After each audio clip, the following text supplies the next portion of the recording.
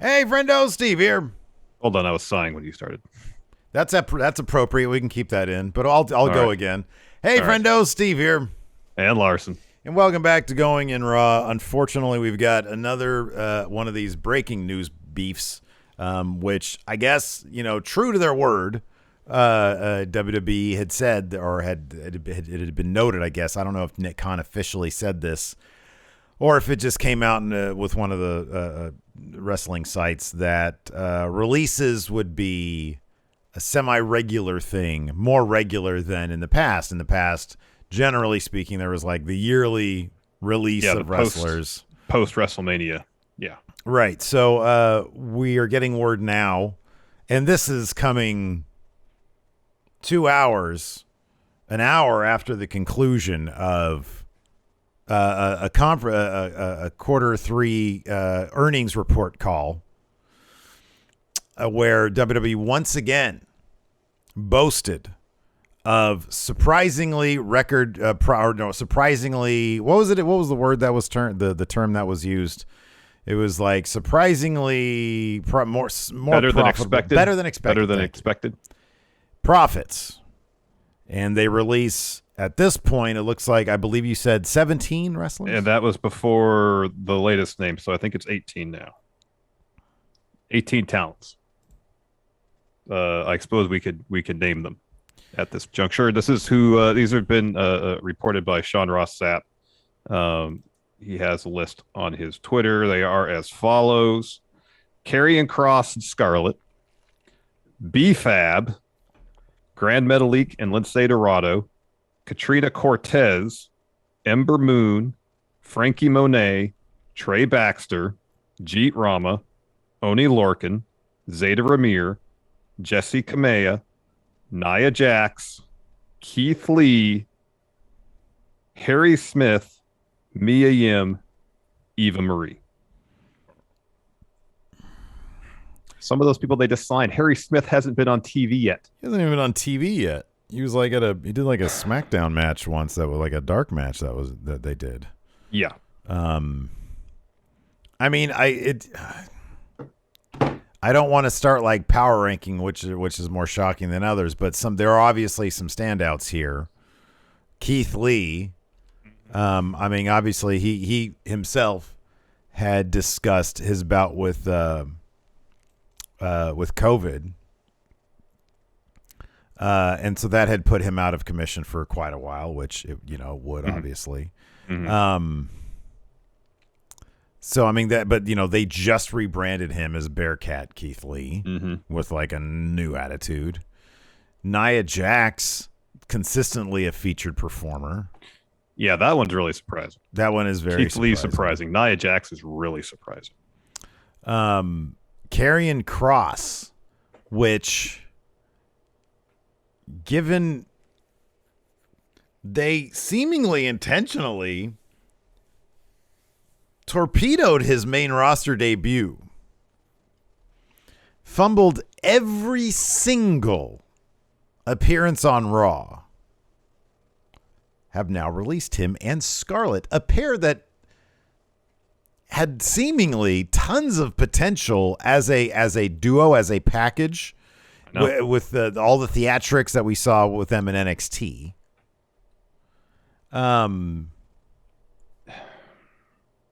Trey Baxter, they just signed. Yeah. Harry Smith, they just signed. Trey Baxter, they just signed. B-Fab just got called up to SmackDown, and you saw in their in their second appearance backstage with Woods and Kofi, they immediately don't know what to do with Hit Row, by the way. Yeah. Ember Moon, who's one of the best in-ring wrestlers they have. AEW really should go after her. I mean, my goodness. Frankie Monet, who's again, she just pretty much recently arrived in NXT. It blows my mind. It absolutely blows my mind. So to recap: Scarlett, Frankie Monet, Ember Moon, Trey Baxter, Karrion Kross, Oni Lorcan, B-Fab, Jesse Kamea, Zeta Ramir, Grand Metalik, Lince Dorado, Jeet Rama, Katrina Cortez, Nia Jax, Keith Lee, Harry Smith, and now Eva Marie. couple highlights from and then of course they cite budget cuts as reason for releases. Same day, they say they have better than expected earnings. I'm looking at some of the earnings call stuff. Nick Khan says WWE wanted a younger, fresher approach with 2.0. He says we'll see more NXT talent head into Raw and SmackDown. What does that matter if they're gonna use them so poorly that they end up getting released?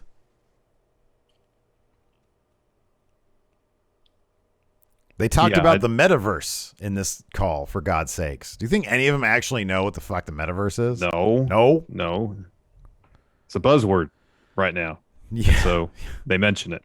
Nick Khan wants the most efficient business model while producing high-end content. What is that? What do you think he thinks that means? What does he think high-end content is?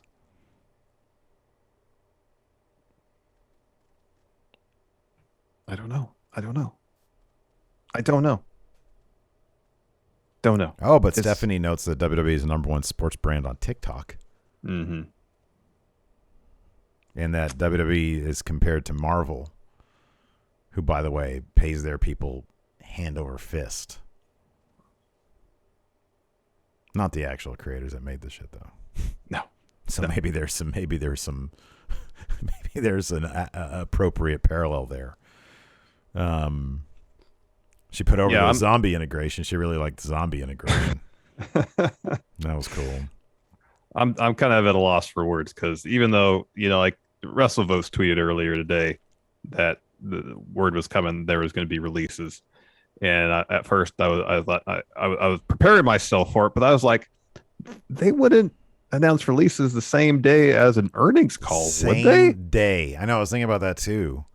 I was like, they'll at least do that tomorrow during SmackDown or something like they did that one time. Yeah. So it kind of it's not. Yeah. I don't know. So I did not listen to the actual call. I'm looking at Sean Ross Sapp's Twitter feed right here. So context in terms of how this news was broke, this line specifically, Stephanie McMahon says she has to share some bad news. And then she says The Miz was eliminated from Dancing with the Stars. So, like, she's sort of trolling the idea that they have some bad news. But, in fact, they do have some bad news for 17, 18 talents. Yeah. Yeah. Like, these people are carny beyond belief. They're corny. They're tacky. Stephanie's like the Roman of the McMahon family. Rogan. I'm sorry, the Roman. What's her last name? Roy. Yeah. Romulus. Yeah. I see it. I'm just at a loss for words right now. I don't know what to say. This sucks. This really sucks. I mean, this is just, it's the kind of thing that, like, we're just going to have to wrap our heads around every flipping. When was the last few months? Seemingly July. Oh, wow.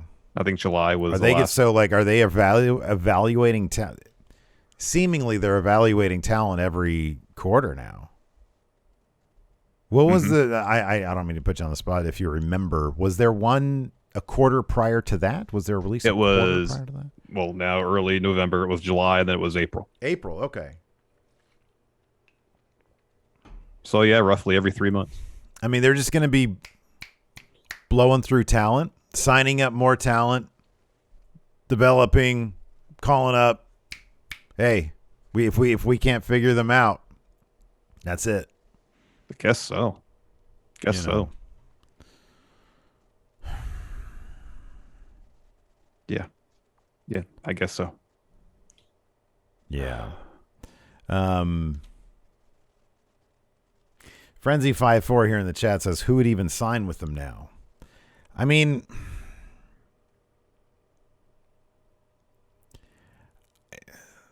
you're definitely, you're definitely, go ahead. I was going to say that, there's still the prospect of making a good amount of money, and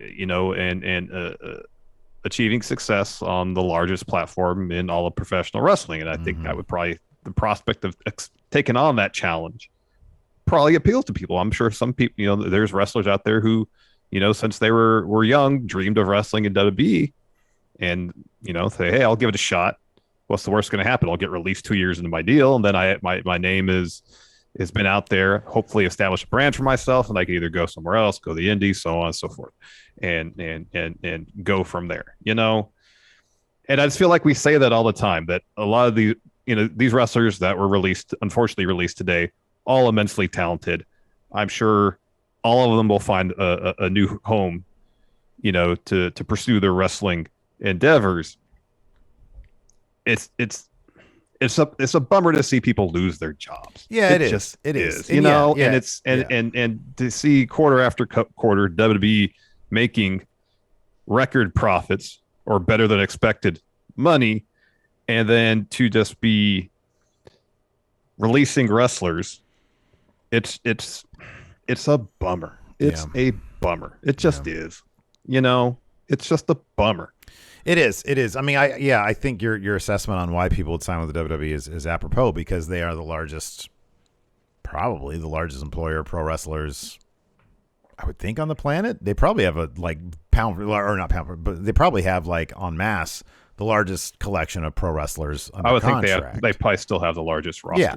So, like, contract, yes. I don't think, look, here's the thing, and this goes for anything. If you want to pursue an endeavor, a creative business, whatever, you don't go into it thinking I'm going to fail.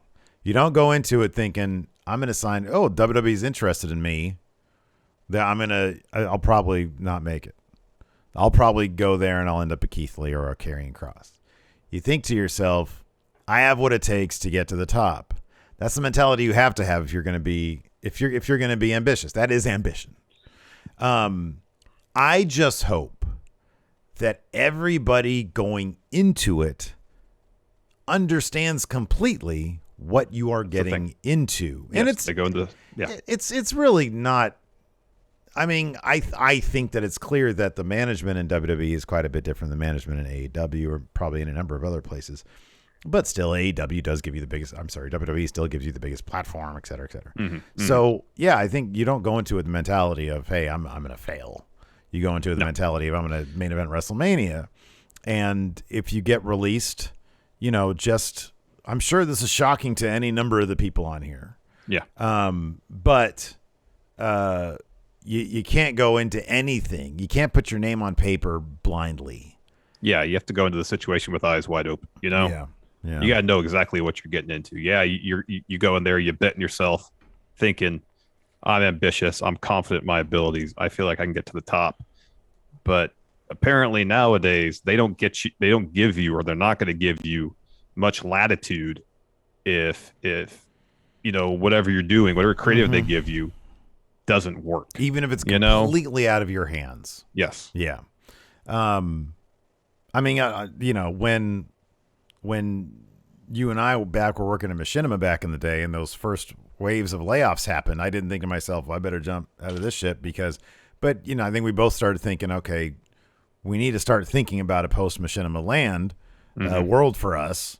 And because eventually what happened was we did get laid off. And you just, it sucks. It sucked. It was scary for me. It was scary for you. Luckily, we're able to string something together until we started doing pretty well here with Going in Raw. But I imagine it's not a lot different than in pro wrestling. It's like hopefully the people that were there that Keith Lee's got a higher profile. I have no doubt. I would be shocked if he didn't end up in AEW. Shocked. Yeah. So yeah, I don't know. It's an absolute bummer.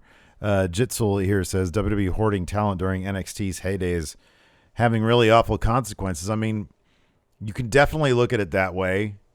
Another way to look at it would be that those people were able to increase their brand awareness for something like this to happen. I mean, it's both things are true, like hoarding talent just to hoard talent. It doesn't sound like a very terribly sound business practice. On the other hand, hoarding talent does mean they are paying people to ply their trade, to hopefully get a ton of experience in, even if it's behind the scenes, network, get paid doing it. Yeah. But both things can totally be true. It's a shitty business practice. It's awful when people lose their jobs. But hopefully everybody who lost their job today coming out of it on a market where indie wrestling is starting to come back. And there is at least one other major promotion here in the States. Impact seems to have the kind of money to sign some people. So, but no, it's some of these are just bizarre. It's mind blowing that, they couldn't find something for a lot of these talents, I know. It's insane. We were watching the UK show today, and Maggie said something like Sasha or Bailey or whoever versus Mako. Yeah. Dream match, right? Mm-hmm. Constantly, WWE has the ingredients to do so much cool shit in the world of wrestling that would generate so much excitement amongst their hardcore base, and that filters up. Like, they didn't just start back in 1997 with nobody with 1998 just didn't roll around. All of a sudden they had casuals. It started when they started doing the attitude stuff, when they started doing the DX stuff. It excited the hardcores, and then it filters up and it gets mainstream attention. And they don't do the cool shit. Everybody loves factions, but they don't really do factions. I know. And that would employ more people. That would put more people to use.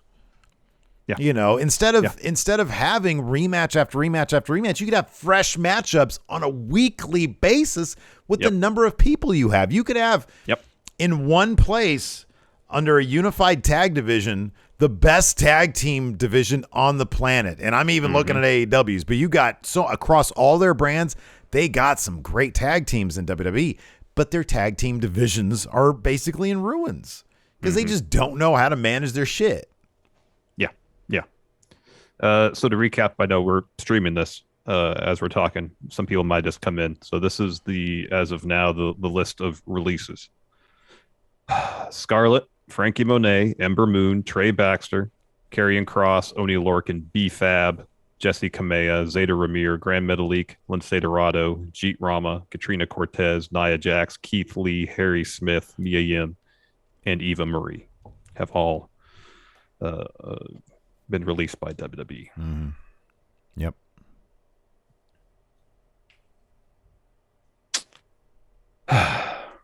Yeah. It's I hate to say some of these names for us absolutely is shocking. But at this point, I don't know what it would take for. It's just gonna become like because this shit's gonna happen again in what are we in November, December, January, and February or something like that. Yeah, I know. And maybe from a PR standpoint, they just feel. I honestly don't think they give a shit about what wrestling Twitter says. I know they talk about how much they trend and everything, but but in terms of like us giving a shit about people's livelihoods, careers, lives, I wonder if it's just, whenever we do an earnings call, they all bitch about WWE making money anyway, so why don't we just dump it all on one day? I don't know. I guess. I don't know. Yeah, I don't know. I don't know what their PR team is telling them, or if they even really care what their PR team is telling them, Yeah, I know. Don't know. Yeah. Don't know at all. Anyways, we have to prep for the Smash Zone, which will be hopefully a welcome. We can all talk about it there. We can congregate. We can, sometimes just bad news is a bit more easy to stomach when you're with friends. So yeah, I'm gonna get this up on the YouTube and in the podcast realm, and we'll launch Smash Zone. We might be just a touch late, so I can get all that stuff done. Definitely. Yeah. But yeah, but we will be there. Yes. Yeah, absolutely. So thanks everybody for tuning in. We appreciate it, and we'll talk to you guys later. Goodbye.